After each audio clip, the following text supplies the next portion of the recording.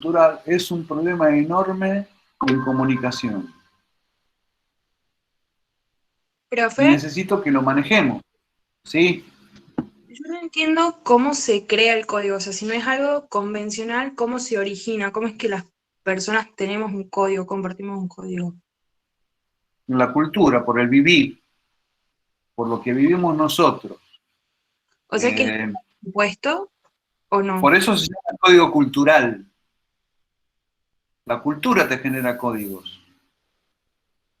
Si nosotros hablamos, toda mi generación habla del Chavo, y el Chavo te va generando códigos. Los Simpsons generan códigos. Eh, el diario vivir, una esquina te genera códigos. Eh, por eso se llama código cultural. Clotaire da un ejemplo muy importante de cómo se impone un producto. Nosotros en Tucumán no tomamos, vos no vas a ver en los súper, Micaela, vos haces la compra en el súper, vos comprás en el súper. Sí, Bueno, si vos te fijas en las puntas de góndola, no vas a encontrar sopas en el súper. Porque acá en Tucumán no se toma sopa. No se toma sopa como, como código cultural. Porque nos cagamos de calor, básicamente, hablando en criollo rápidamente, nosotros no tenemos esa cultura porque somos un clima tropical. Entonces eso te genera un código cultural. ¿Cuál es el código cultural de un clima tropical? Y vos podés suponer que la gente en un clima tropical y no toma whisky, no toma sopa, toma birra.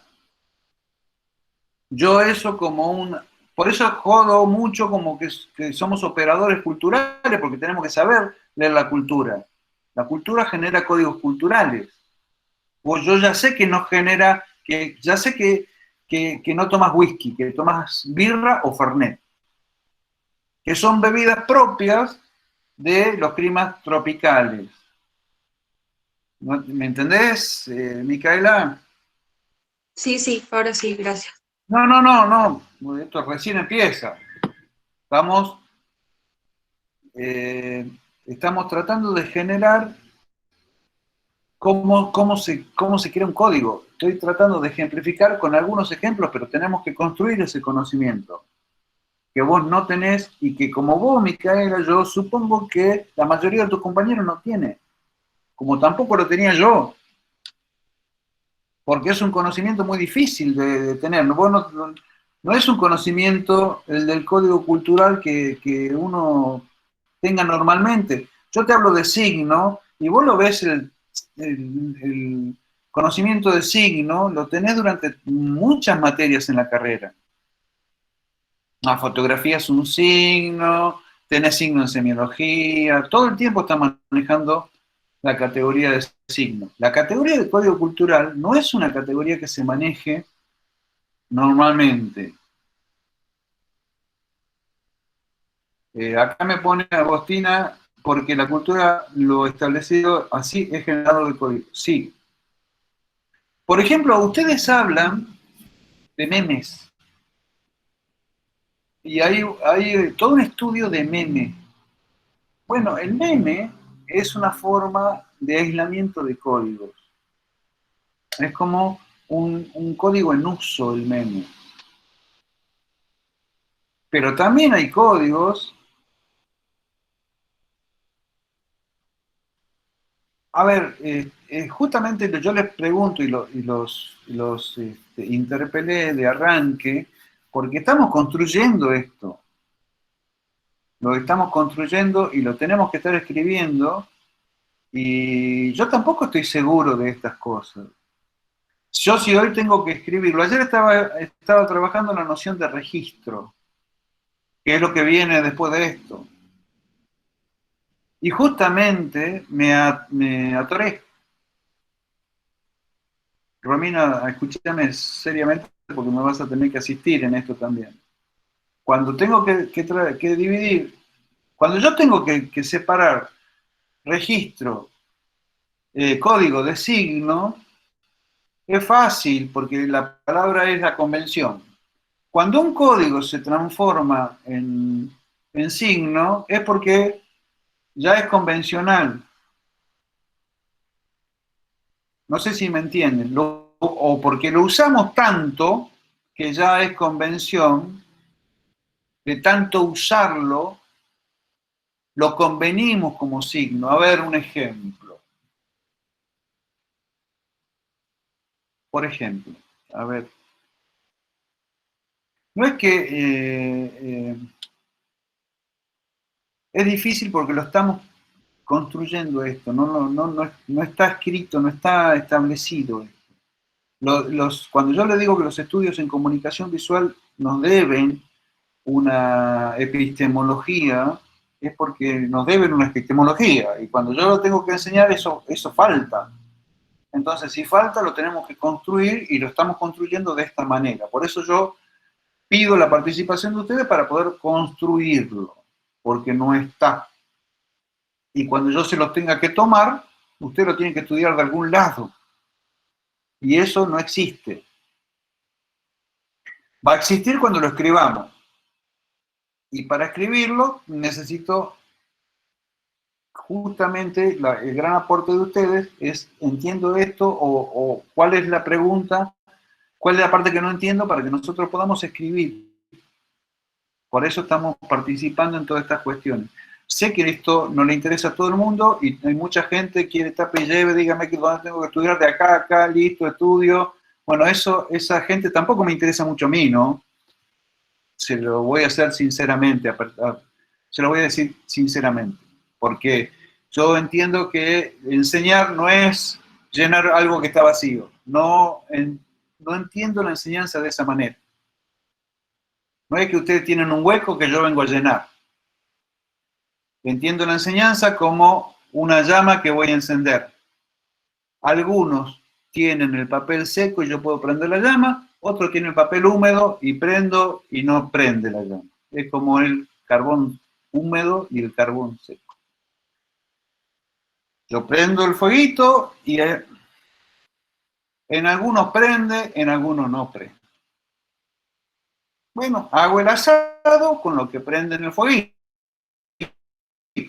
con lo que no prende en el fueguito, y será una materia más que pasará sin pena ni gloria. Construimos el conocimiento con quienes tienen el carbón y yo puedo prender el fueguito. No sé si somos claros en ese tema. Entonces vamos. Profe. Con lo que aprendimos, ¿sí? ¿Podría ser un ejemplo de un código que se convierte en signo los colores del semáforo? No, eso es un signo. Ah, es directamente signo. Es un signo, claro. Ah, ok. ¿Por qué? Porque a vos, Luciana, te llevan a tránsito. Ajá. Y te preguntan, te enseñan eso. Sí. Y si no lo sabes, te meten una multa. Ahí tenés una convención, si querés. Ajá. Porque si vos no aprendés la convención, tenés una sanción. ¿Me entendés? Sí. Un código cultural es algo muchísimo más laxo. Primero no tiene sanción. Uh-huh. Si vos tenés sanciones porque te están enseñando y esa es una forma de convención. Y Agostina me plantea que el meme es una manera de hacer humor por redes. El humor es una forma de comunicación. Más que hacer humor, están comunicándose. Cuando vos tenés el humor, Agostina, ¿está Agostina ahí con la cámara prendida? Cuando vos tenés humor, cuando vos haces humor, Agostina, lo que estás haciendo es generando un mensaje incompleto. ¿Por qué incompleto? Porque vos estás interpelando la inteligencia en el sentido de la comprensión del receptor. Porque tiene que entender ese humor. Cuando el receptor entiende ese humor, completa el mensaje. Es decir, estás interpelando el código del receptor. Cuando entendió el código y completa el mensaje, ahí se da la comunicación. ¿Me entendés? Es exactamente, vos cuando pones la palabra humor, lo que estás haciendo es justamente entendiendo lo que yo estamos tratando de explicar en ese código de humor.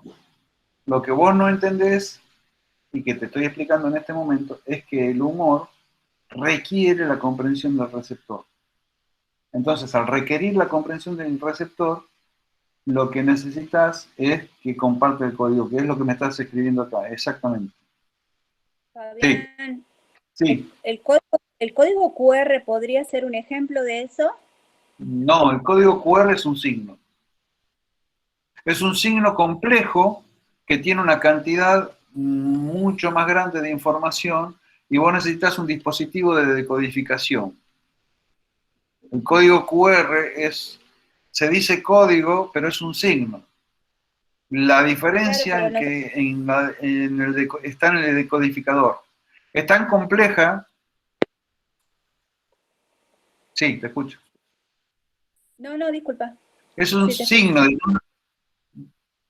de una complejidad tan grande que vos necesitas un dispositivo de decodificación. Pero es algo que está en lugar Claro, de otra cosa, ¿me entendés? yo lo decía por la forma en la que nos aproximamos a ese código en una primera mirada. O sea, tuvimos que conocerlo, saber lo que era para poder entenderlo. No, vos no lo entendés el código QR. Vos lo que entendés es que necesitas, cuando vos ves el código, lo que entendés es que necesitas un dispositivo de decodificación. Sí. Eso es todo lo que entendés. Cuando acercás el dispositivo de decodificación, te viene la información. Pero en tanto código QR, siempre es un signo. ¿Me entendés? ¿Profe? Sí. Igual con el código de barras. Sí. Es opaco en todos los casos. Lo único que a vos te sirve como signo es que necesitas un dispositivo de codificación para poder interpretarlo, sí. Quería preguntar porque no estoy entendiendo muy bien. ¿Qué es lo que hace que un código se pueda llegar a convertir en un signo? O sea, ¿cuándo nosotros vamos a definir que hemos podido convertir un código en un signo? Eso es lo que no estoy entendiendo. No te entendí la última parte, Nay. Que no entiendo en qué momento podemos definir nosotros o cómo podemos definirlo que hemos convertido un código en un signo por el uso que le damos. Bueno, vamos a ir despejando un poquito las cuestiones. Definir es una palabra pesada para usarla. Vamos a sacar definir, vamos a decir. ¿En qué momento nosotros podemos decir o aproximar que un código se transformó en un signo? Y yo te diría que cuando lo usamos tantas veces, que ya esa cantidad de veces que lo usamos y estamos seguros de su significado, como estamos seguros de su significado, podemos asegurar su significado, ya podemos transformar en un signo, porque estamos seguros de su significación. Al estar seguros de su significación, eso podemos leerlo como signo. En un grupo. ¿Me entienden?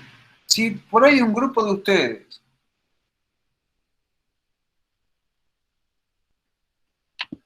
estoy un poco lento con los ejemplos, pero tampoco pensaba dar esta clase, ¿no? Entonces, y ya mi edad y estoy post-COVID, hay una cantidad de atenuantes que que me permiten ya no ser el mismo. Profe, Sí, una consulta. Por ejemplo, el ejemplo que vimos en la clase pasada de Coscu y las palabras que usaba, como Naye y todo eso. ¿Eso sería claro. un código? Y Koshku está intentando que sus códigos se transformen en signos. Claro, pero todavía son código, digamos. Claro, todavía son códigos. Bien. Y a lo mejor esos códigos de tanto usar, cuando ese significado estén seguros, una comunidad, un grupo muy pequeño, pero estén segurísimos de su significado y no haga falta hacer ninguna mención al contexto y que en sola aparición de algún elemento pueda llamar a su significado, es sencillo. Nay, cuando vos tenés un significado y significante, cuando te aparece un significante y vos ya llamás a su significado, la sola aparición del significante te busca al significado, te convoca al significado, estás ante la presencia de un signo. Cuando te aparece el significante o te aparece una parte del código y vos no estás segura del significado, ya no estamos hablando de signo. ¿Me entendés? Sí, profe. Yo lo que dudo mucho, chicos, y disculpen que esta duda, y atribuyan la duda a la forma también en que estamos dando clase y esta forma que para mí me cuesta mucho, mucho, mucho me cuesta.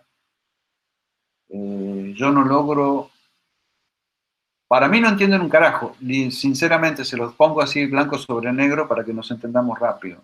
Yo los veo así, los veo y no veo, no estoy seguro de que estén entendiendo. Tampoco estoy seguro que me estén entendiendo a mí. Estoy casi seguro que no me están entendiendo a mí también.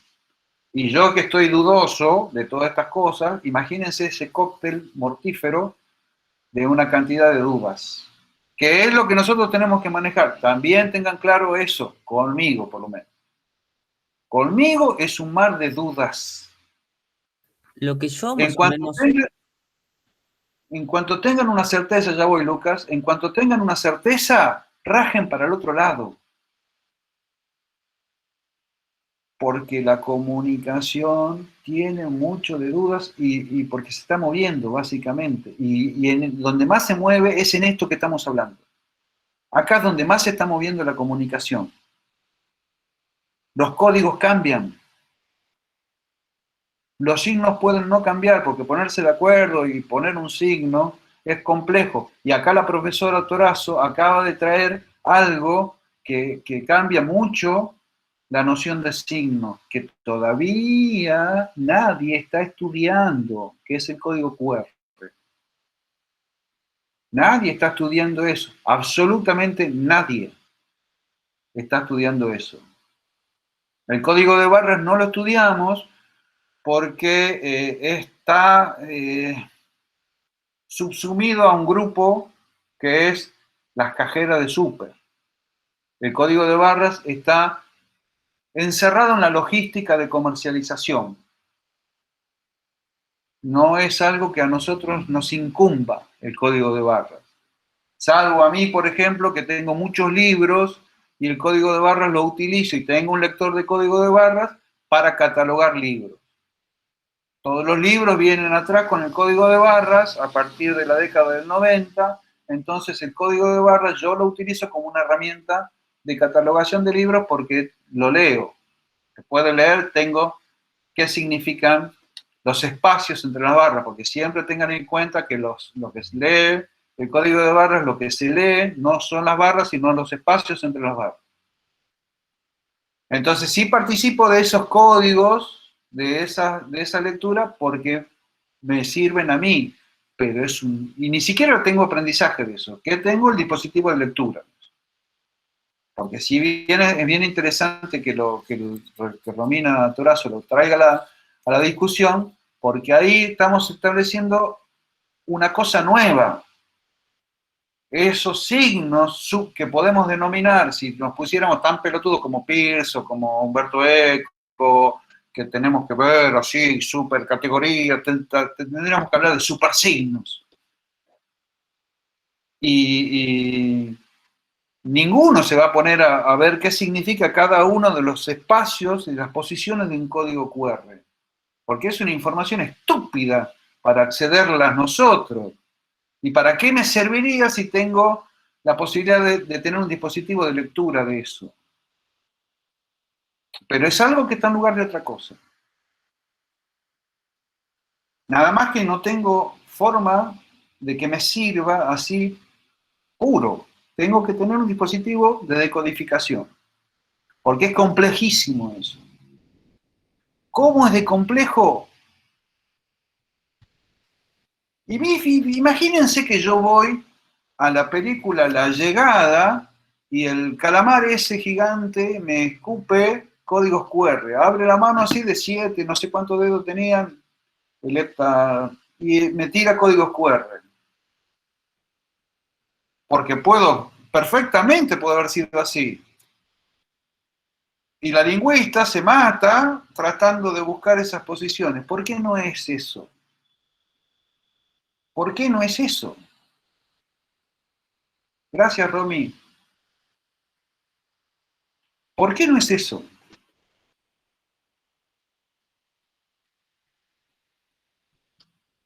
Tiro, ¿no? Así como para colaborar con la confusión general. Nadie lo pensó, salvo Romina. Y puede ser. Puede ser. Se imagina que ustedes ya en el pináculo de su profesión son convocados por la NASA para que vino una nave para que vengan y decodifiquen eso. Y nosotros pensamos que son sílabas. Bobos de nosotros pensamos que son sílabas, fonemas, monemas, enemas. Y son códigos QR. ¿Y cómo sabemos, cómo podemos imaginar que son códigos QR? No tengo la menor idea cómo imaginaría yo que eso es un código QR. Profe. Sí, para que Nay me levantó la mano con todo el reglamento que tienen estas cosas, así que vamos a honrar el orden. Sí, Nay. A riesgo de volver a ¿No? Que apareció Nay Aguada. Me viene acá como una reflexión. ¿Qué hoyo que tenés, ¿Cómo? Nay? ¿Qué hoyo que apareció Nay Aguada y te legitimó el nombre así y no tenés que dar explicaciones en la vida? Pero mi nombre es con Y. No importa, pero el fonema aparece y sobre todo aparece el código. Mezclemos eso de Naya Wada que te estoy poniendo con la noción de código. No tiene nada que ver, ¿no? Pero lo mezclemos. Lo pongamos en la ensaladera y veamos qué gusto tiene. Sí, te escucho. Mi pregunta a riesgo de volver a preguntar lo mismo de lo que se está hablando. No importa, no tiene ninguna importancia. Estamos conversando, no estamos haciendo ninguna otra cosa.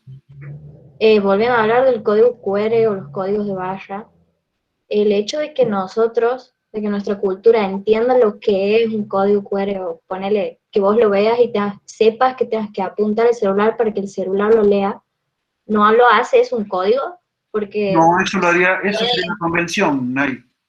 Esa sería la convención. Ah, ok. ¿Entendés? Esa sería la parte que te enseñaron. Ah, bien. Sí, Javier. Sí, no, lo que pasa es que pienso que el código QR no es un código porque en realidad es un medio.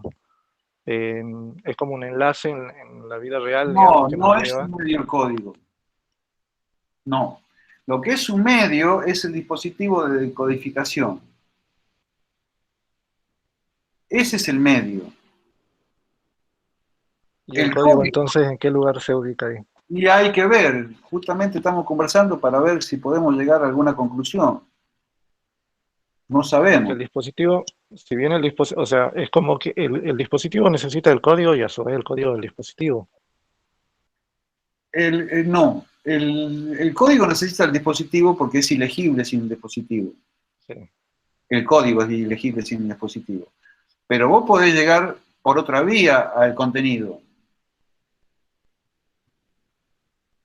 ¿Sí o no? Sí, sí, sí. Raro, o sea, Tenés que no sé saber, por qué vía, pero sí, tenés que saber digamos, el código, tenés que saber la dirección URL. sí, Todo lo, todo lo que está en el código QR es una dirección de Internet, sí, pero puede no serlo, digamos. sí, sería como la síntesis o otra forma de una dirección de Internet. Claro, por eso es un signo, porque está en lugar de otra cosa. Que no, Claro. siempre esa definición de signo es algo que no me termina de cerrar, porque está en lugar de otra cosa. Cuando terminé la clase me quedé medio Por acá, pensando en que no habíamos, ya estoy, en que no habíamos hablado de la noción de semiología en medicina. Ustedes saben que en medicina hay una materia que se llama semiología, que es justamente la que lee los síntomas. Porque si tenés fiebre, no te van a ver la fiebre. La fiebre es el síntoma de otra cosa. Es algo que está en lugar de otra cosa. Eh, la semiología lee o estudia las manifestaciones de enfermedades de otras maneras, porque obviamente los órganos están adentro y un médico generalista primero ve las manifestaciones de las enfermedades o de patologías orgánicas antes de poder entrar a los órganos y ver qué pasa en los órganos. Vos no vas al médico y te dice, che, hacete un chequeo general, andate en una tomografía general a que yo te lea los órganos. Primero te hace un fondo de ojos, te ve una serie y te hace esas cosas que te hacen, te golpea con 2 dedos. No sé por qué son 2 los dedos, nunca supe eso, y te mete una mano, la palma de la mano. Eso por lo menos en mi época, cuando no tenían todos los dispositivos que tienen ahora. Y te mandan, te ocultan, te ven una serie de cuestiones que lo que te están haciendo es leer los signos. Y a veces con dispositivos de decodificación, tal como el código QR. A veces con dispositivos de decodificación, por ejemplo, no diría un tomógrafo, pero un ecógrafo o algún otro dispositivo. Porque están viendo lo que ellos denominan signos. A mí no me convence esa definición de signo, pero no lo voy a discutir porque no tengo conocimiento para discutirlo. En algún momento capaz que lea las cosas que tengo que leer para discutirla. Ahora solamente voy a decir eso. No me termina de convencer. Francisco.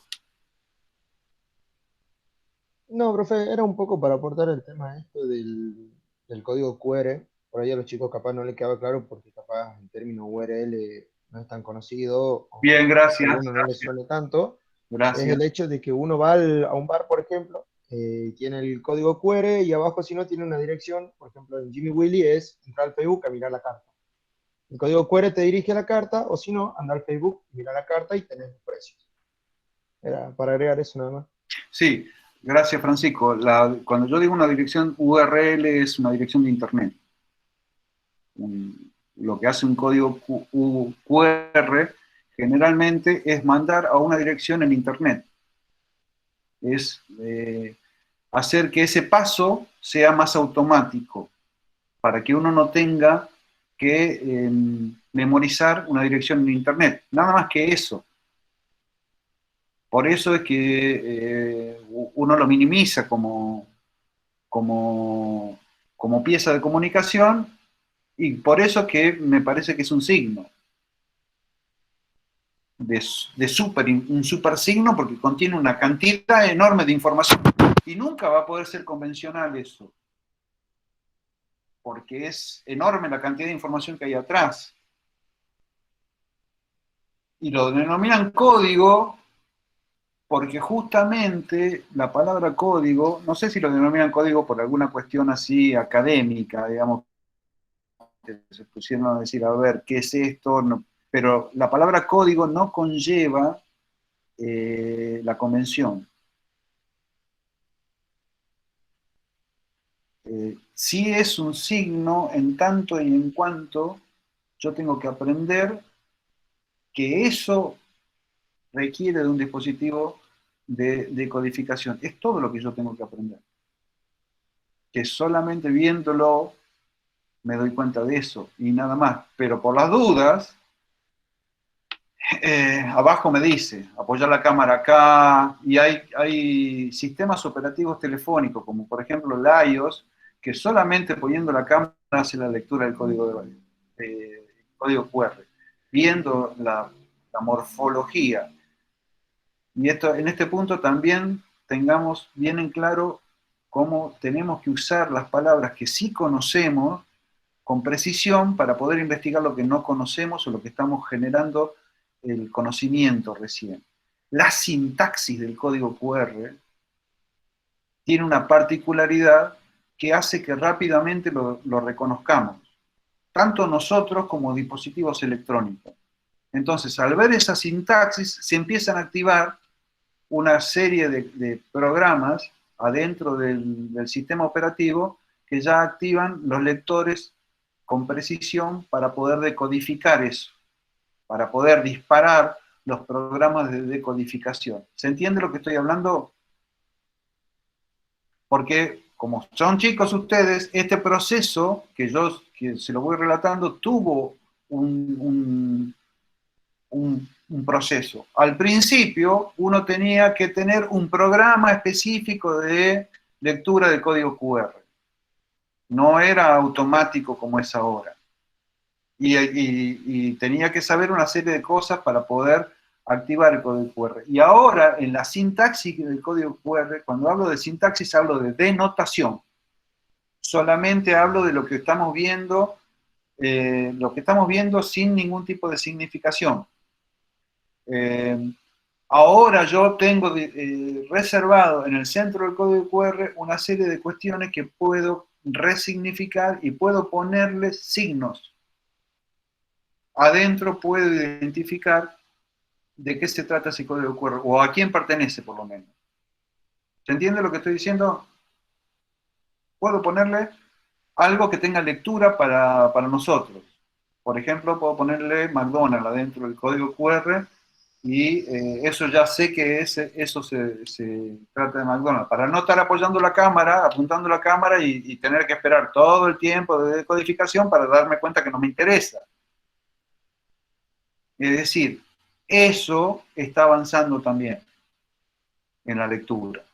Pero tengamos en cuenta que el código QR está avanzando como esquema de decodificación y que ese avance puede ser que sea una nueva forma de comunicación que se establezca como forma definitiva. Puede ser.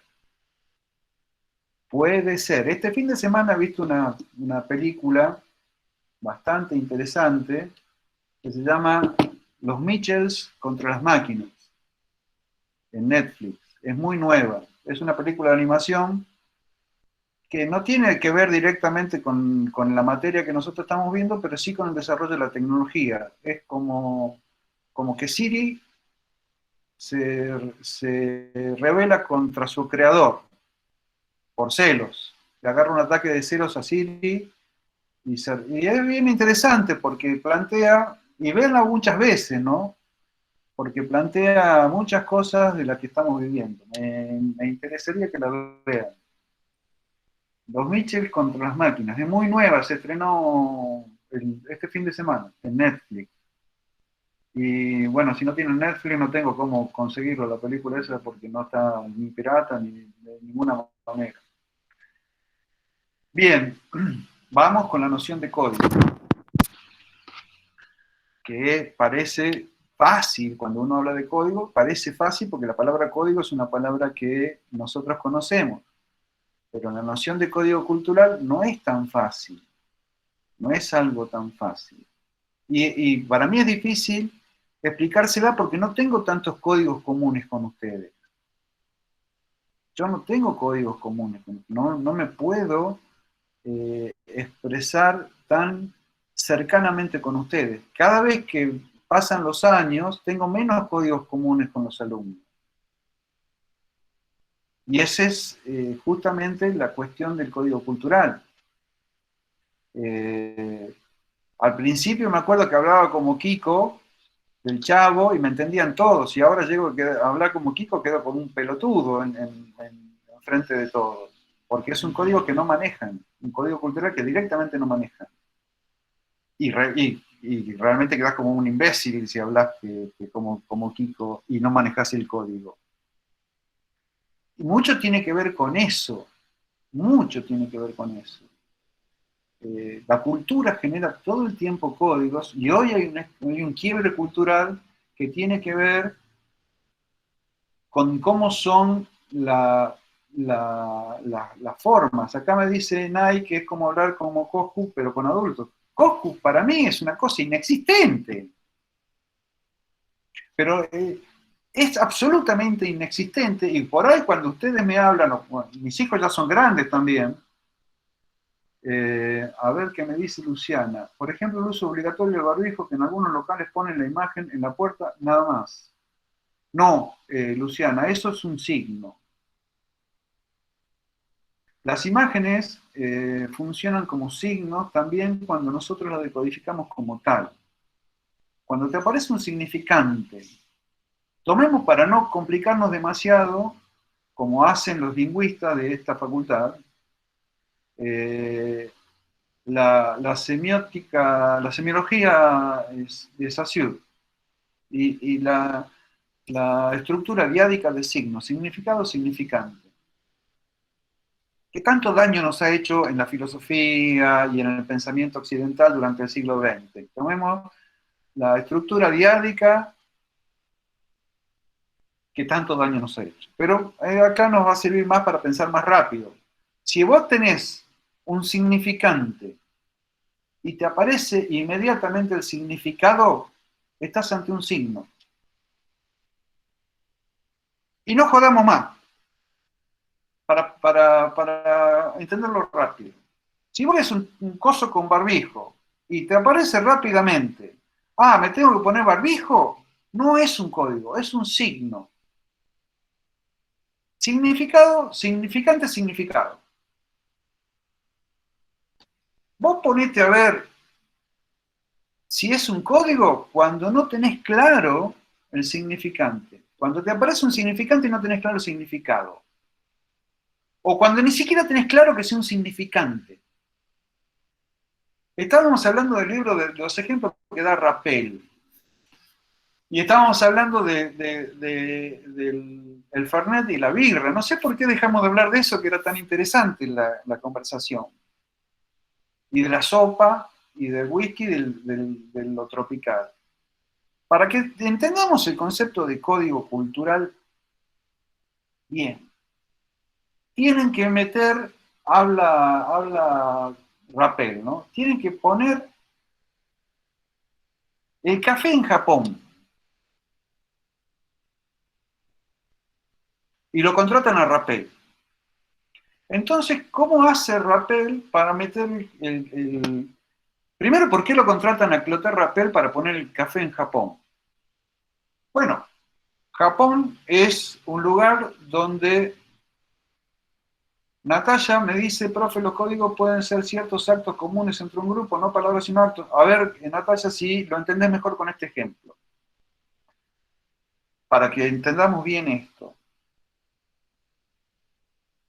Lo contratan a Rappel porque Japón es un lugar donde culturalmente es importantísimo el té.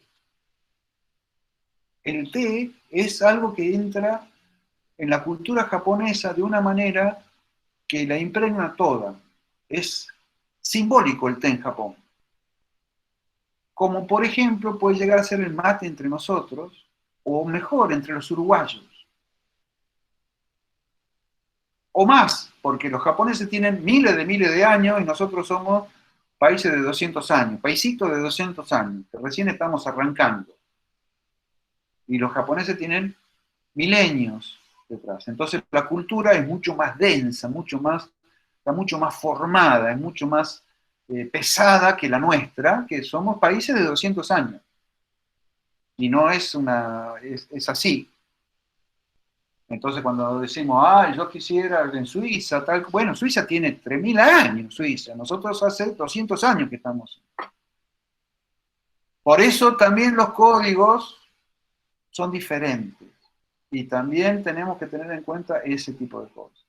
Pero el mate es un buen ejemplo, no tanto nosotros, que no está tan arraigado, sobre todo en lugares donde no, como Tucumán, donde no es tan cercano a la plantación de yerba como puede ser el litoral y Uruguay. Pero querían meter el café y no había manera de meter el café en Japón. No había forma de meter el café en Japón.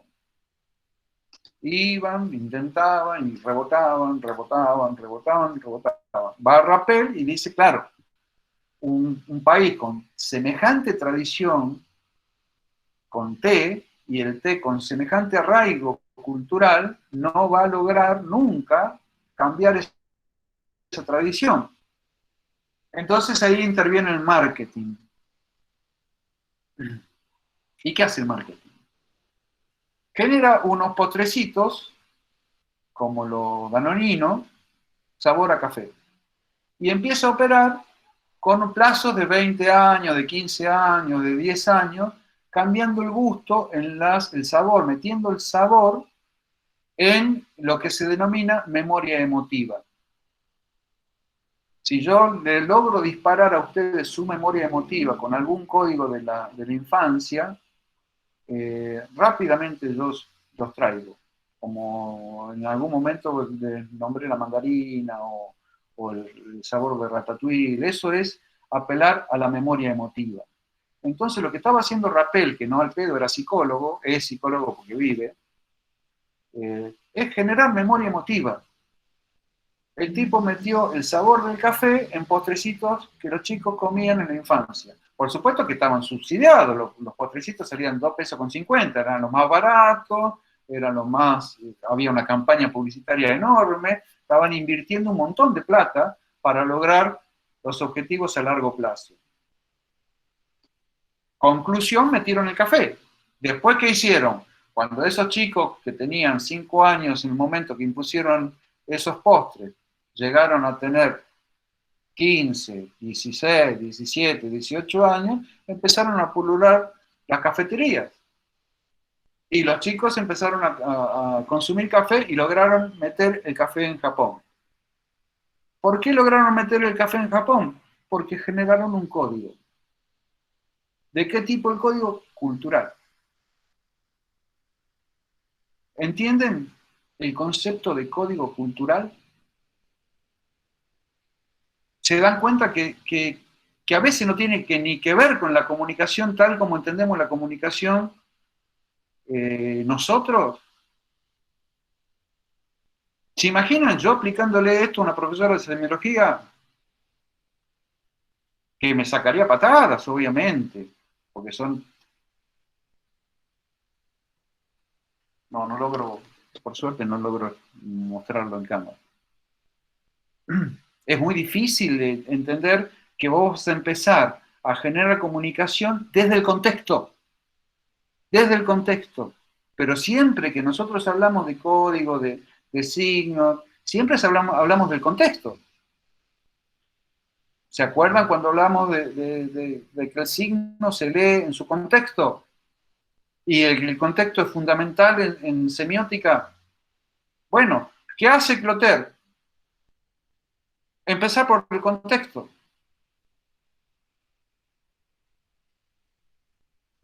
Cuando genera eso, genera la posibilidad de que haya una memoria emotiva y que eso genere un espacio en la cultura.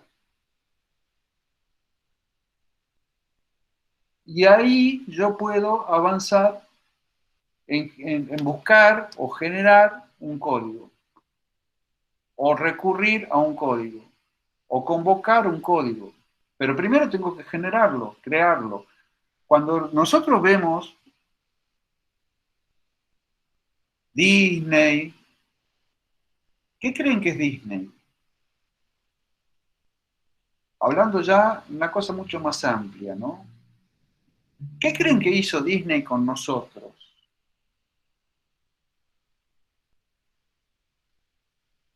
Sino formatearnos culturalmente para poder convocar después esos códigos cuando fueran necesarios. En un esquema así ultracapitalista, que no quiero ponerme pesado con todo eso, pero que sucede. Y lo voy a cortar acá porque arranco y no paro más, como las profesoras ya lo han podido, ya lo saben.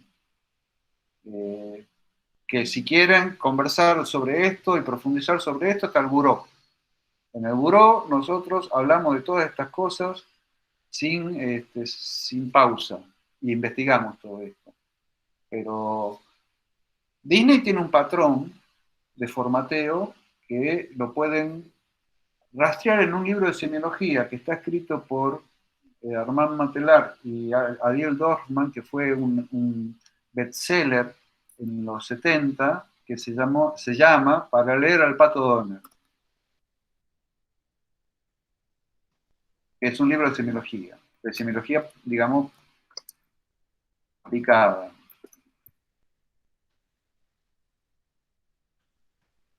Y que fue el primer libro que, disculpe que estoy hablando mientras escribo, que casi que me va a dar un surmenage.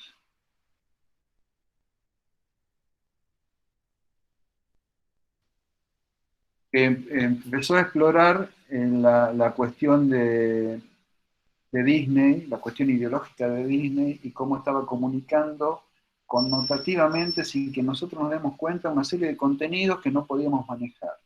Después de ese libro empezó a haber una cantidad, y acá creo que tengo unos, espérenme.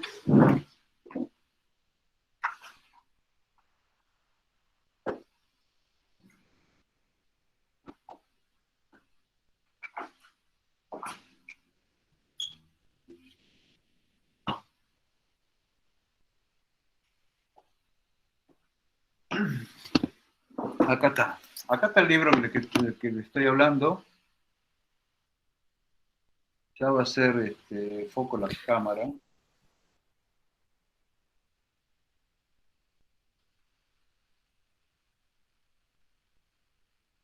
No se lo ve bien, profe. No va a No ser. lo toma por Desenfocado. no lo toma por el efecto que usted le pone a su Ah, cámara, tenés digamos. razón. Tenés Sí. razón. Bueno, ahí está. Nada más que se ve al revés. Y acá tengo otro libro de Juan Sclar que se llama Ideologías Animadas. Y que justo aparece el Rey León en la A tapa. ese sí se lo ve bien. Ideologías Animadas. Cuando nosotros tenemos los Teletubbies, las bananas en pijama, todos esos dibujitos no son gratis. De eso hablaba con mi mujer en el almuerzo del domingo, así de aburrida es mi relación de pareja. Hablábamos de los dibujitos que veíamos nosotros, que era el Coyote y el Correcamino, básicamente, y ese tipo de dibujos de Tex Avery, de Fred Kimby, que eran secuencias de lo mismo, de que siempre pasaba lo mismo. Y era hasta el punto, pasaba lo mismo, que había un dibujo de un coyote que perseguía a las ovejas y las defendía un pastor inglés que marcaban tarjeta. Había un árbol con una tarjeta de empleados que venía un pastor inglés, marcaba tarjeta y era como un trabajo. Y eso generaba un montón de ansiedad. Mi mujer es psicóloga, entonces me explica todos esos factores de ansiedad que te genera ese tipo de dibujos. Como de la misma manera que Batman, que veíamos mucho nosotros cuando éramos chicos, nosotros nos alimentábamos de esos códigos culturales fundamentalmente porque era muy restringida la posibilidad de acceder a la cultura audiovisual. Teníamos un par de canales nada más y restringido el tiempo de emisión.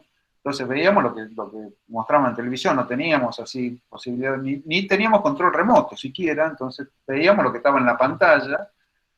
Y Batman era una serie que tenía un elenco de malos, ponele, eran 6, 7 malos, el Pingüino, el Guasón, el Acertijo, Gatúbela, el Rey Tut, eran siempre los mismos malos, que los atrapaba Batman y a los 2 o 3 capítulos volvían a aparecer. Y eso generaba una paranoia infernal en mí, por ejemplo, que era un niño, porque nunca te terminaba de deshacerte del mal, volvían a aparecer. Las aplicaciones de ese tipo de sensaciones tienen que ver con el capitalismo, tienen que ver mucho con el capitalismo, con el avance del capitalismo, tienen que ver con este momento del capitalismo que tenemos ahora. Todas esas cosas son las que estudiamos en el buró, no en esta materia, pero tienen que ver con esto, porque son códigos culturales los que se manejan. Son formas culturales, son formas de manipulación a través de la cultura. Y tienen que ver con Gramsci, tienen que ver con muchas categorías de las cosas que estamos estudiando nosotros en el plexo de la currícula. Muchas materias que están viendo ustedes tienen las claves para entender esto que estamos hablando, o la cultura que están consumiendo. Nosotros ahora estamos viendo código cultural, una partecita de lo que estamos trabajando, pero hay mucho más de eso. Como es acotada el objeto de lo que estamos viendo, hemos abierto vías de investigación para los que están más interesados. Los que están interesados en profundizar esto, tienen espacios en la cátedra para profundizarlo. Nosotros este mes estamos presentando la creación de un instituto de investigación en comunicación visual, en publicidad y comunicación visual, para estudiar estos fenómenos con más profundidad. Para los que quieran profundizarlo, tengan la posibilidad de tener no ya de buró, que es algo que es más vocacional, sino un instituto de investigaciones donde puedan impactarle en su currículum, puedan tener posibilidades de generar becas y todo ese tipo de cosas. Así que si les interesa este tipo de cuestiones, tenemos cómo profundizar.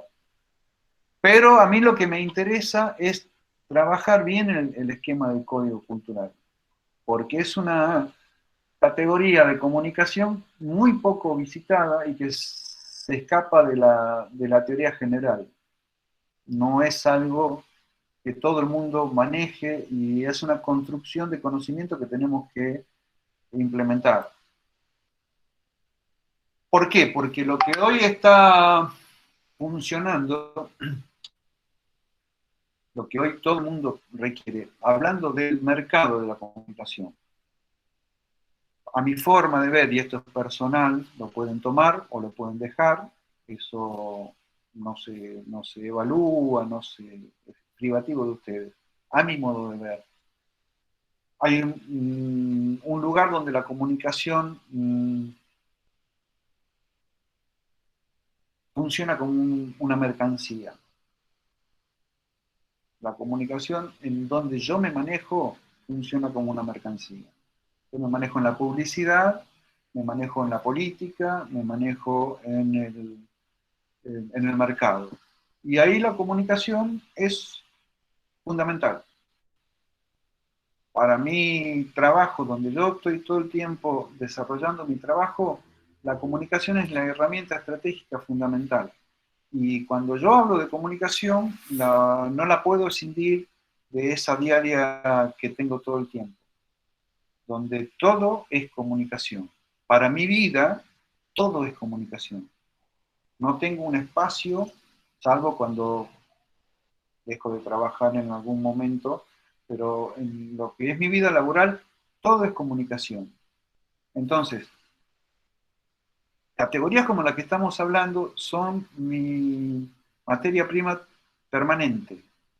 Yo entiendo cuando no hay un código común, y lo entiendo inmediatamente, y veo los efectos inmediatamente. Inmediatamente. Y lo veo, veo el efecto político inmediato. Cuando un político erra en la comunicación, que están errando todo el tiempo, y ya a esta altura del partido, lo más peligroso de todo esto es que están siendo asesorados por egresados de la carrera nuestra. Ya antes de hace un tiempo nosotros podíamos decir, bueno, ya esto va a cambiar cuando nuestros egresados vayan, y ahora están yendo los egresados, estamos viendo los mismos errores, o errores de otro tipo, pero igual de complicados. Estamos viendo los efectos de una mala comunicación de manera inmediata, absolutamente. Los códigos funcionando, cuando viene el mellizo Orellana y dice se le afloja el gomín, está haciendo un uso brutal del código cultural. Brutal.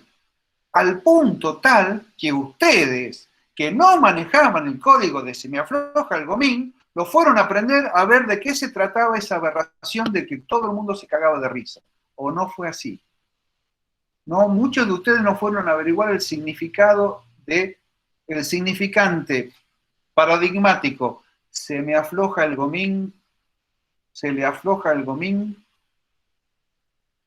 ¿Saben todo de qué hablo? ¿O Sí, algunos se les profe. escapa? ¿Saben No, todo? sí, profe. Y cuando el mellizo Sí lo he le dijo leído en los medios. la palabra gomín, ¿ustedes sabían de qué se trata el gomín? ¿Qué es el gomín? A mí se me escapaba la palabra gomín, la tuve que ir a buscar de allá de lejos. Pero fíjense lo que es el uso de los códigos acá en Tucumán. Sale el mellizo a hablar con sus códigos, y la política acá es tan áspera y brutal, tan brutal, porque no se me ocurre ningún otro sinónimo que pueda entrar en una clase grabada,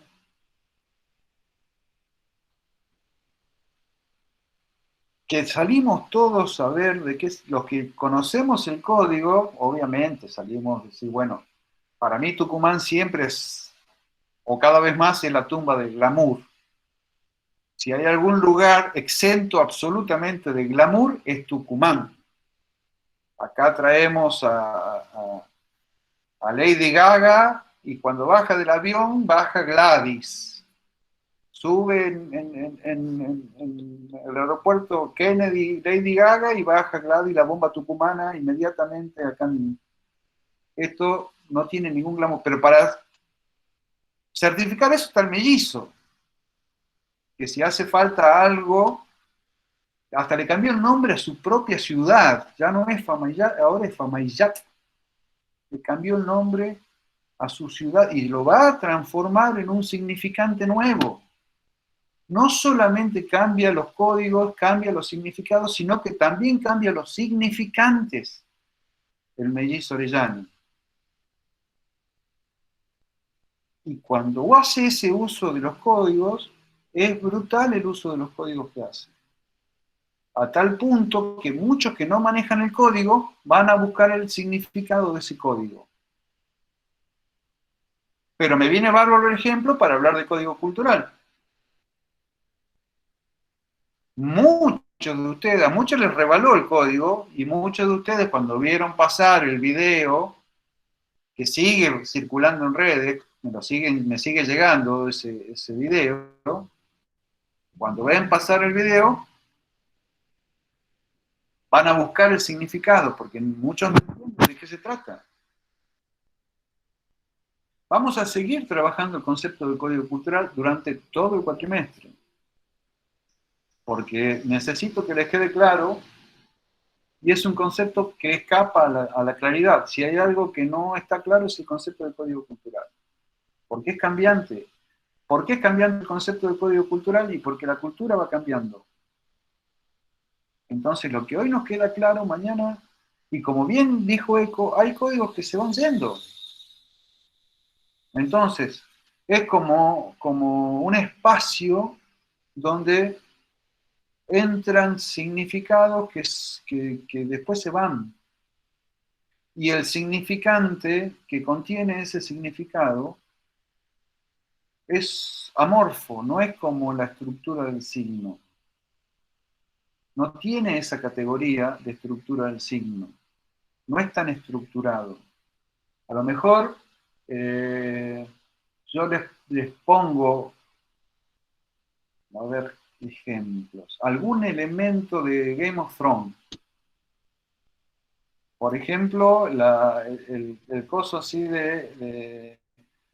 no me acuerdo cómo se llama eso que se ponían acá para que lo seguía el rey. Y los que vieron Game of Thrones y repararon en eso, puede llegar a entender eso. Dentro de la serie, la mano del rey se llamaba.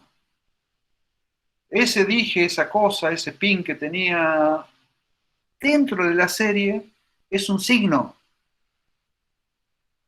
Dentro de la serie. Fuera de la serie, es un código cultural. Hermoso ese ejemplo, Leti, anotalo por favor, para que lo pongamos, porque es un ejemplo que se me acaba de ocurrir y me va a estallar la cabeza por esta epifanía. ¿Entienden eso? Adentro de la serie, ese elemento es un signo. Cuando yo se lo tiro a ustedes, los que vieron la serie van a entender el código, pero es un código afuera de la serie. No es un signo afuera de la serie. Y ahí para que tengamos bien claro el concepto de contexto y cómo cambia esa significación dentro del contexto. En la comunicación visual, nosotros no nos manejamos con signos. Nos manejamos con elementos analógicos, básicamente. Si yo tengo que comunicar con un árbol, bueno, pongo un árbol. Y la referencia más o menos lejana al árbol me va a dar la significación. Ahora, ese árbol puede tener una serie de elementos connotativos que enriquezcan el concepto. Y esos elementos connotativos pueden tener códigos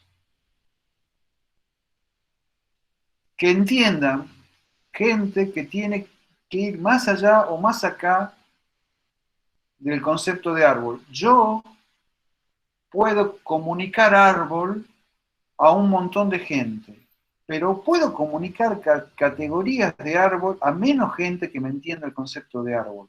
Es difícil esto explicarlo en términos verbales y sin apoyo visual, pero lo estoy haciendo el ejercicio justamente porque visualmente es fácil y quiero pensarlo en abstracto. Yo tengo que comunicar un concepto de árbol y pongo un árbol. Y comunico a toda esta pantalla que estoy viendo de 16 cabecitas el concepto de árbol. Todas las 16 cabecitas me entienden el concepto de árbol. Pero ya a esta altura de la clase conozco que hay 8 cabecitas que comparten ciertos códigos culturales conmigo y sé que utilizando esos códigos en la sintaxis de árbol, por ejemplo, poner las hojas a ese árbol como las del árbol de la vida, de Pandora, de Avatar. Y ustedes reconocen ese código. Esas 8 personas reconocen ese código. Estoy sumando la información y significados al concepto de árbol que ya todos entendieron. Estoy enriqueciendo esa comunicación con una cantidad de códigos culturales que solamente la mitad de la audiencia entendió. Pero estoy haciendo una comunicación diferenciada. Esas 8 personas que aparte saben que hay gente que no entendió ese código y se sienten especiales, porque yo las estoy haciendo sentir especiales. ¿Por qué las estoy haciendo sentir especiales? Porque he reparado en su acervo cultural, las he recortado de una audiencia mucho más amplia, he intentado llegar a ella de una manera diferencial y he llegado de una manera diferencial. Y esas personas me responden a mí, a ese impulso y a esa deferencia comunicacional, dándome toda su atención. Y yo tengo lo que hoy el mercado de la comunicación requiere, que es la economía de la atención. Por eso yo le decía que en el mercado de la comunicación, lo que nosotros tenemos que buscar es la economía de la atención. Eso es lo que está buscando hoy la comunicación. Si ustedes se van a comunicar o van a utilizar la profesión a los fines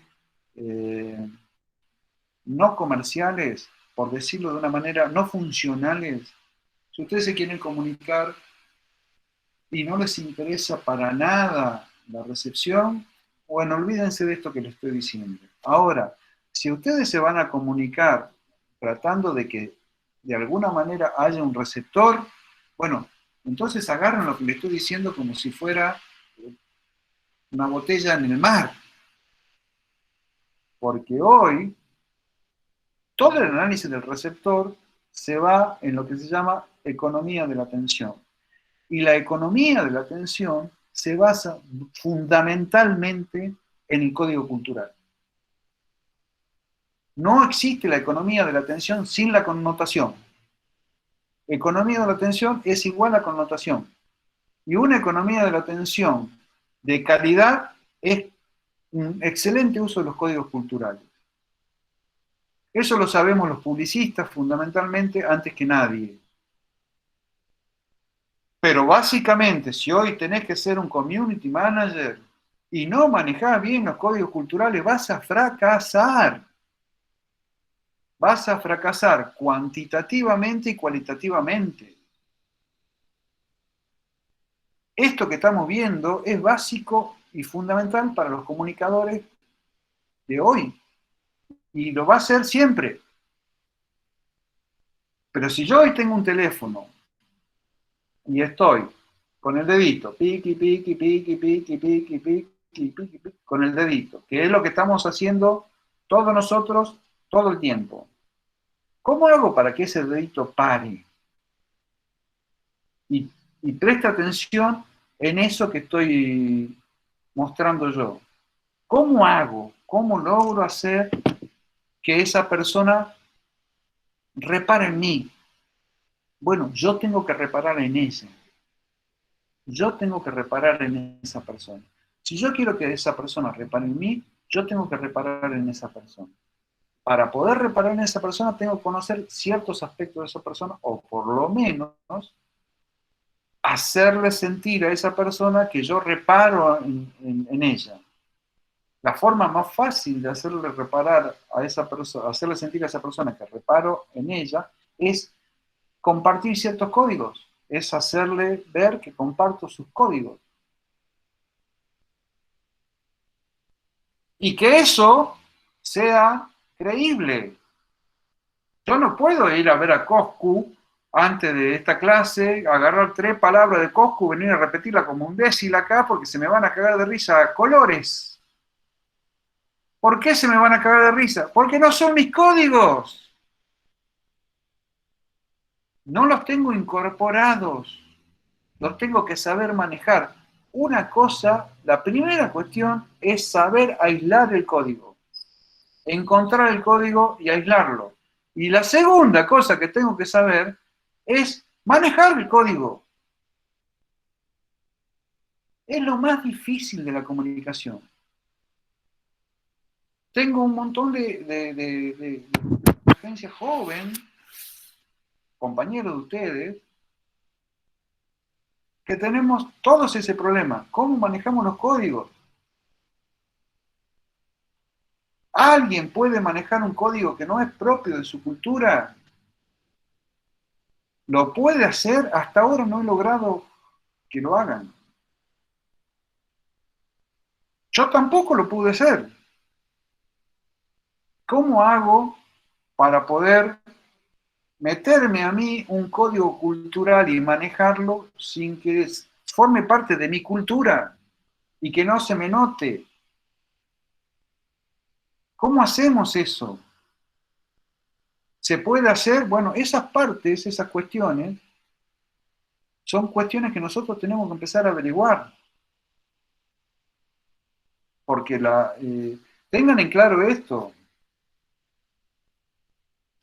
Lo que ustedes han elegido para estudiar es una ciencia en formación,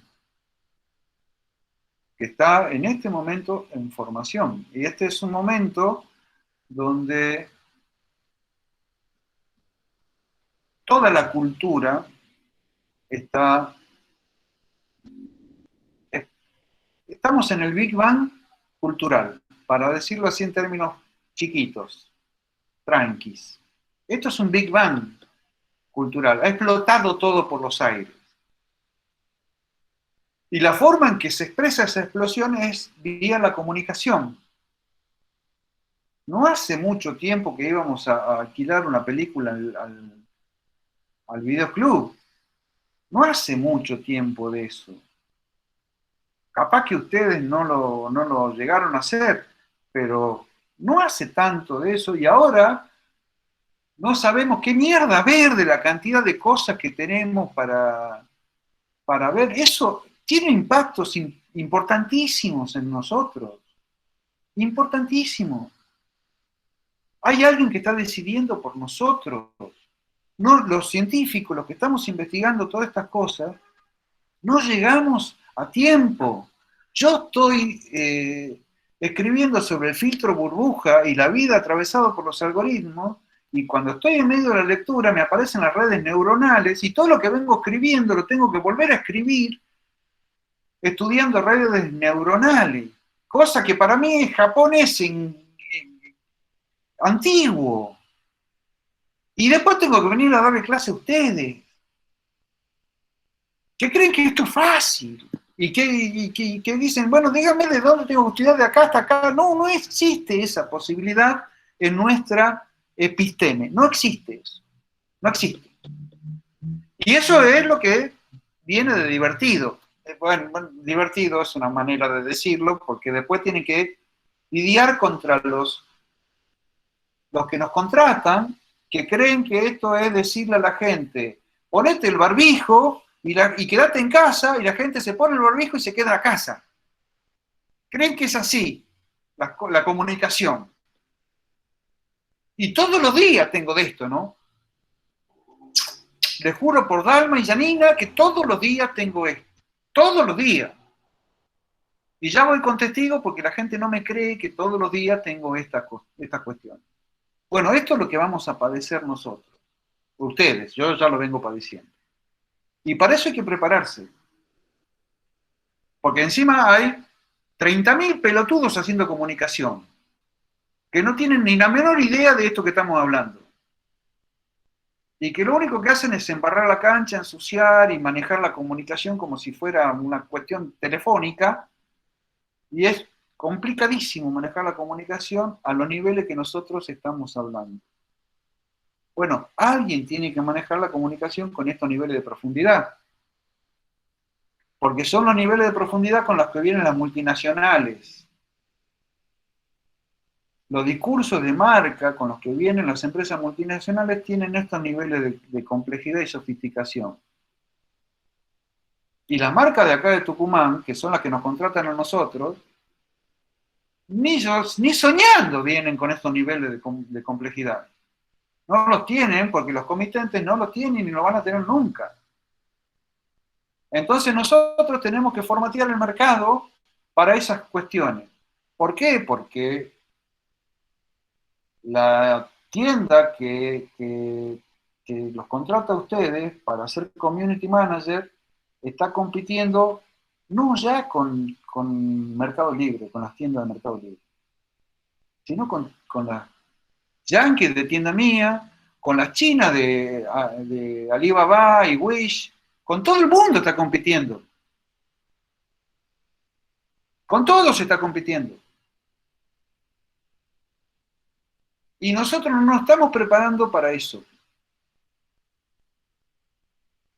Y nos estamos preparando en la facultad, pero nos estamos preparando al mercado para que entienda estas cuestiones. Entonces, ese desfasaje que estamos viendo, lo vamos a padecer. Yo lo estoy padeciendo ahora. Ustedes lo van a padecer. Pero lo peor de todo esto es que si nosotros no formateamos el mercado acá en Tucumán, no vamos a tener comitentes porque no nos van a llamar de tienda mía, las tiendas que están en tienda mía, las que están en China, no nos van a llamar a que seamos community managers. No vamos a tener laburo.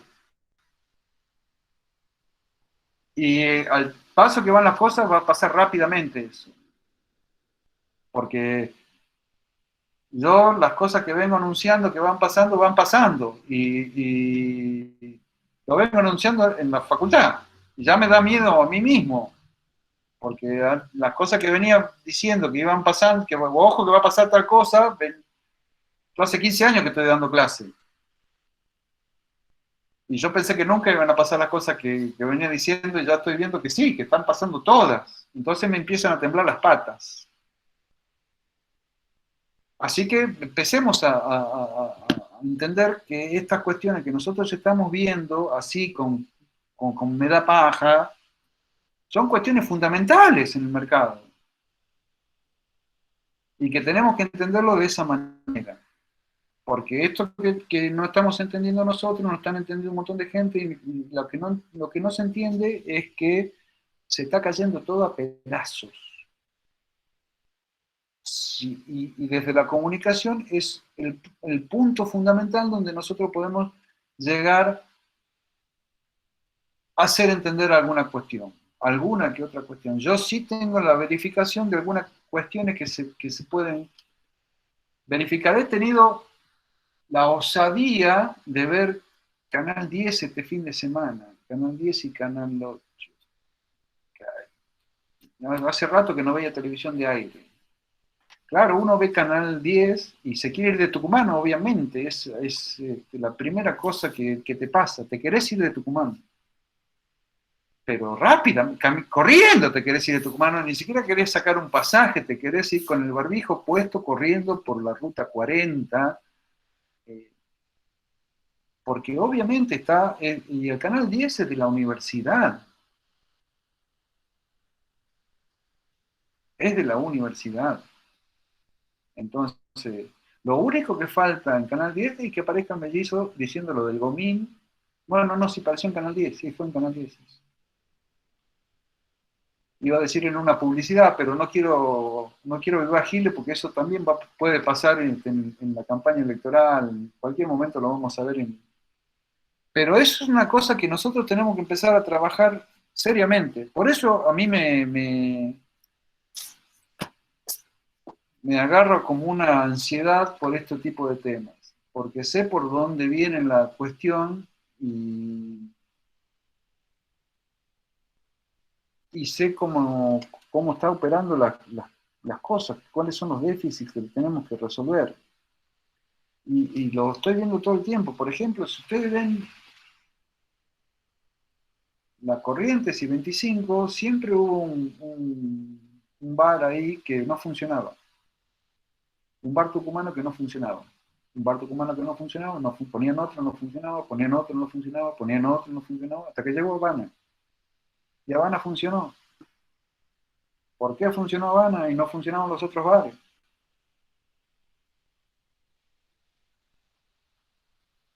Porque había un relato de marca, porque había una serie de cuestiones preestablecidas de una multinacional, no una multinacional, pero de una empresa nacional, que nosotros teníamos comprada ya como código cultural. Y eso solamente lo sabemos 3 o 4 personas dentro de la facultad. Y no está bien que seamos pocas personas que lo sepan. Casi les diría que son las cátedras que integramos publicidad y comunicación visual-gráfica los que podemos hablar de estas cuestiones. No somos muchos más. Y no está bueno eso. Para nada está bueno. Entonces, esta cuestión que nosotros estamos trabajando, lo tenemos que trabajar con más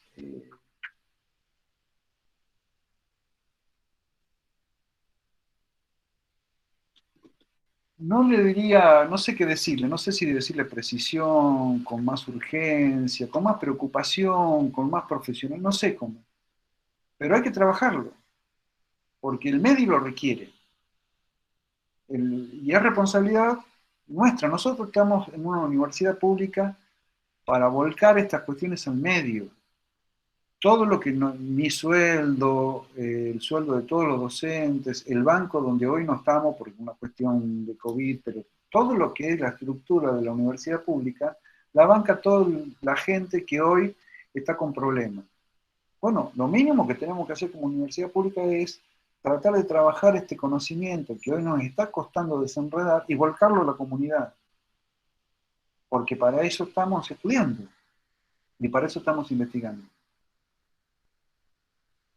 Entonces, hoy que estamos trabajando un concepto que es difícil, pero que desenredarlo es crucial, no solamente para la comunicación, sino también para el mercado, para que el mercado tucumano tenga herramientas, aunque el mercado tucumano no la requiera, aunque el mercado tucumano no lo valore, aunque el mercado tucumano, bueno, por lo menos las tengamos, se las demos y las trabajemos.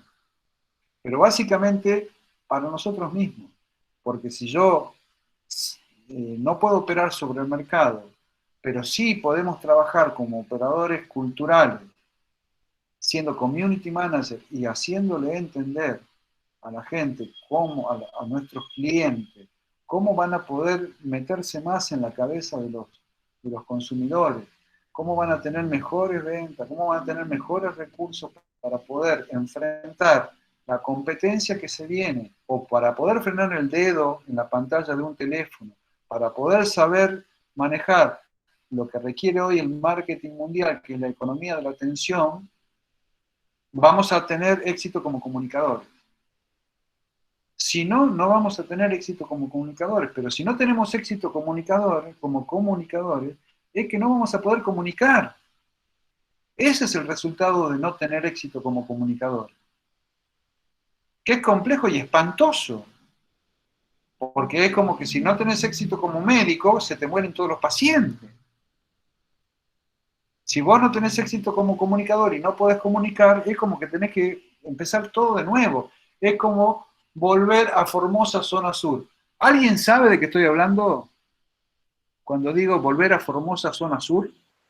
Profe, la verdad que me gustó mucho lo que dijo que debemos nosotros, nosotros dentro de nuestra profesión como operadores culturales entraremos de alguna manera en el sentido de como community manager, ¿no? Si uno se quiere dedicar más bien en el área del mercado, o sea, de poder, por ejemplo, que venga alguien que tenga un pequeño negocio, lo quiere expandir, yo tengo que saber manejar los códigos culturales para poder adentrarme a la mente de los consumidores.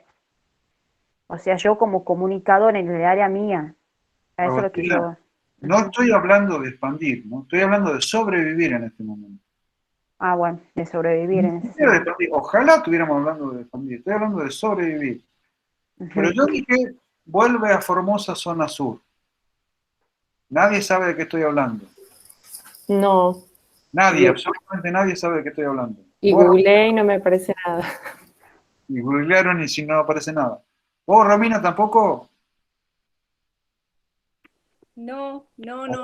Te haces la joven, Romina, te haces la joven. No, te juro que no. No. Eso es un juego que se llamaba Estanciero, que era la versión nacional del Monopoly. Claro, la versión agroexportadora del Monopoly, que cuando te iba mal en ese juego, te salió una tarjeta que decía, vuelve a Formosa Zona Sur, que era lo peor que te podía pasar. Ese es un código cultural, que ya no está vigente. Ya no está vigente, se los tengo que explicar. Ya eso es un significante vacío, si es que vamos a hablar de significante hablando de código, que para mí es un error, pero para que podamos entenderlo. Pero ¿ven lo que es un código que ya no existe más? Acá, si yo me junto con mis amigos en un asado, nos cagamos de risa de ese chiste. Es un chiste. Con mis amigos, que pronto iremos al club de bochas a jugar a las bochas, de tan viejo que estamos. Pero ¿me entienden el concepto de código? Esos conceptos que yo lo estoy llevando al extremo, para que los entendamos, no se llevan al extremo. Todos ustedes, yo estoy viendo los fondos, los backgrounds de ustedes tienen códigos atrás. Y todos nosotros somos portadores de código. Cuando uno se compra una remera, yo no me compro una remera de Coscu. Yo me compro una remera de Spinetta, de Led Zeppelin, de Deep Purple, de Charlie, de Radiohead, de las cosas que me representan como código cultural, porque en realidad lo que me estoy comprando es un código cultural para transmitirle a ustedes cuál es mi cultura, a ustedes no, a lo que me ve, a ustedes tal como externos a mí. Estoy comprándome una forma exterior de mi código cultural cuando me compro una remera. Digo remera a propósitamente, porque la remera es una forma exterior de código cultural. Es algo que yo elijo justamente para mostrar lo que tengo adentro. Porque no es que yo puedo agarrar, si no tengo que andar con el teléfono sin auriculares mostrando lo que escucho. Pero para mostrar lo que tengo adentro, tengo pocas alternativas. La remera es una alternativa. Cuando uno se viste, elige las cosas que se compró, está usando códigos culturales para mostrar formas en que cosas que uno tiene, que lo podemos denominar signos. Eso sí podemos denominar los signos porque son cosas que nosotros ponemos en lugar de otras cosas. Eso sí nosotros lo podemos denominar signos. Yo lo voy a dejar con esta reflexión. No me parece que esté agotado el tema. No me parece para nada que esté agotado el tema. Y sí creo que tenemos que profundizar este tema lo más que podamos, porque yo sí necesito que lo entiendan bien por la complejidad que tiene. No es un tema fácil, es un tema bien complejo y que hay que tratar de entenderlo en su máxima expresión. A mí me complica mucho la no pregunta, ¿no? La pregunta al revés. La pregunta a mí me ilumina mucho. Y me da la posibilidad de ir por algún lado, por cambiar las vías, por buscarle caminos alternativos. La no pregunta es la que me complica. Y siempre ustedes tienen todo el derecho de equivocarse entre comillas, porque no es una equivocación, no es un error. Esto es una conversación. Tienen toda la posibilidad, porque para eso es enseñar, eso es aprender, eso es interactuar. El conocimiento es interactivo. Y ustedes tienen que preguntar. Si no, yo estoy como ciego en la autopista, no sé para dónde ir si ustedes no me preguntan. Con sus preguntas me van orientando hacia lo que falta y lo que tengo que decir. Y sobre todo en temas tan complejos como este. Que vuelvo a decir, no me parece que esté claro. No me parece que esté claro, que lo tengan claro ustedes. En cualquier momento de la cursada podemos volver sobre este tema.